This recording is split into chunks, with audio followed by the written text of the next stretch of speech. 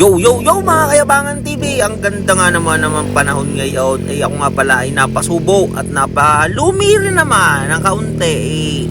Ika nga mo ay talaga naman kaganda ng panahon. Ako'y nagtataka lang.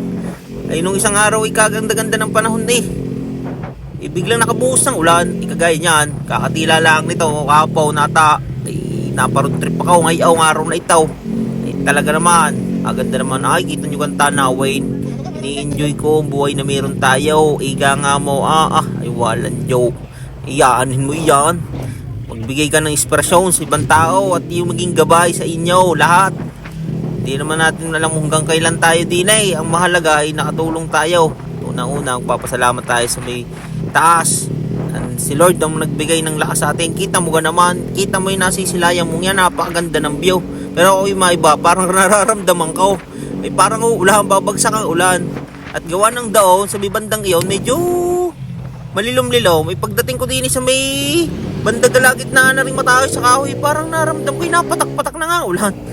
Iyarigan, dandadali-dali na nga ako at bumira na nga ako. Ang takbo nga din ni 40 lang, 40. Yan, sana ako din titigil. Puno na. Yan, naulan na nga ng malakas. Di garnay, dali-dali ako. Yan. Ring nasa una ko nga hindi tumigil yan. Di na ako napadayaw sa gasolinahan ng Petron. Thank you pala sa inyong mga boss. Pinayagan nyo ako mag-stay dyan. Geng. At ito na nga, talagang naulan niya. Nabagsak ng malakas ng ulan. At ito, ako nga nagpas forward na ako talaga napakalakas ng ulan kanina basang-basa. Kanina malilom. Ngayon sobrang ulan na ulan Kita nyo malatitik. Siya mag-iingay at madulas-dulas. Mag-iingat pala at madulas-dulas at delikado. Ay maging safe sa pagdadrive ninyo.